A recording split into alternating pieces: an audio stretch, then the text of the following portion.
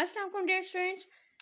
आज हम लोग स्टार्ट करेंगे microbiology of soil experiment number 6 of microbiology first year pharmacy technician. ठीक है, इसके अंदर हम लोग देखेंगे कि हम लोग सॉइल की माइक्रोबायोलॉजी का किस तरह से परफॉर्म कर सकते हैं।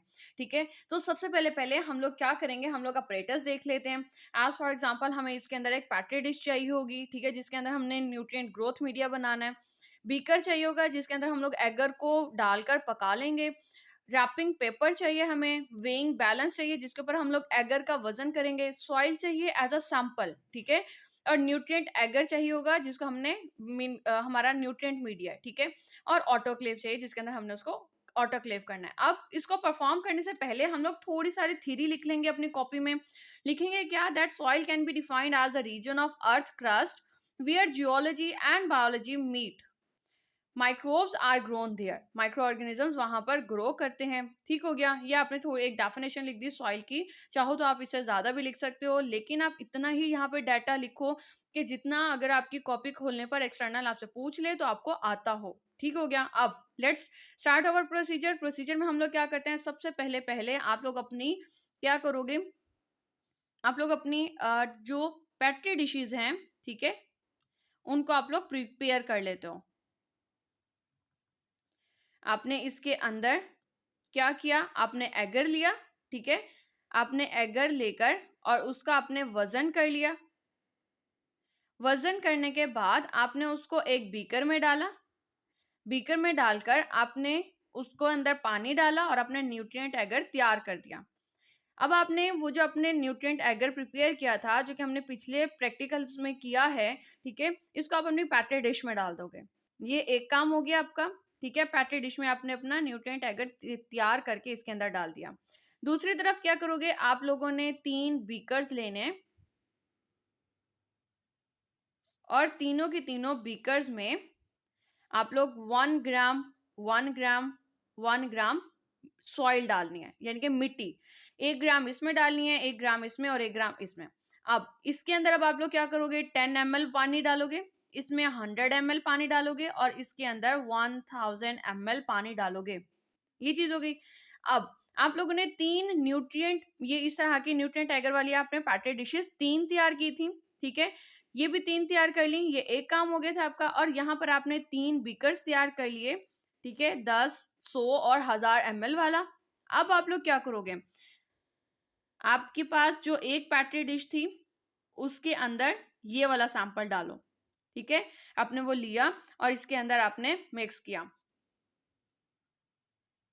और सेकंड पैट्री डिश में दूसरा सैंपल डालोगे, ठीक है, और तीसरी पैट्री डिश में तीसरा सैंपल डालोगे।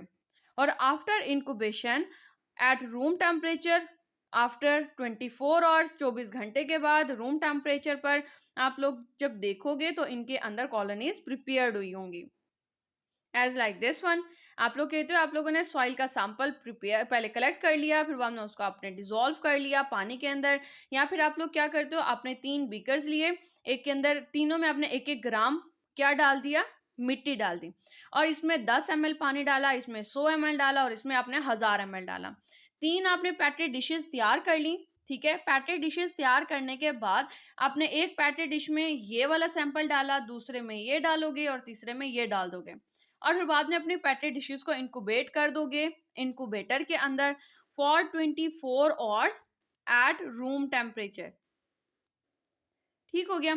और आफ्टर 24 आवर्स, 24 घंटे के बाद आप देखोगे कि उसके अंदर कॉलोनीज तैयार हुई हुई होंगी। अब आप लोग क्या करोगे कि जिस साइड पे पेपर अपने प्रैक्टिकल नोटबुक के लाइंस वाले पेज पे जहाँ पे प्रोसीजर लिखोगे, उसके ऑपोजिट साइड पे वाइट पेज पे आप लोग ये वाली डायग्राम ड्रॉ कर लोगे। अब हम लोग प्रोसीजर रीड आउट कर लेते हैं। Nutrient agar medium was prepared and petri dishes were autoclaved. पहला प्रोसीजर हो गया, ठीक है, पहला काम हो गया आपका।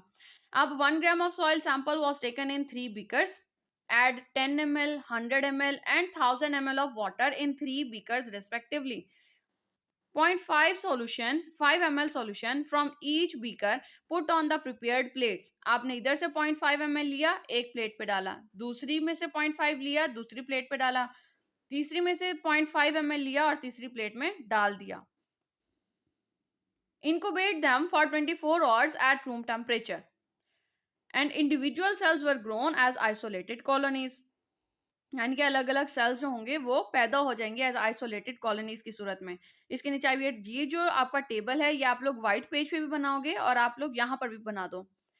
Number 1, number of plates, 1 plate पर आपने 1 ग्राम पर 10 ml ऑफ वाटर डाला था, ठीक है। सॉइल की मिकदार इतनी थी और आपके पास कॉलोनीज कितनी आई, 11, क्योंकि ये कंसंट्रेटेड था। ज्यादा पानी जिसमें डाला उसमें 5 कॉलोनीज थी और जिसमें बहुत ज्यादा पानी डाला उसमें सिर्फ 3 कॉलोनीज आपको नजर आएंगी, मीन कम से कम, ठीक है, लगभग आपको 3 कॉलोनीज नजर आएंगी।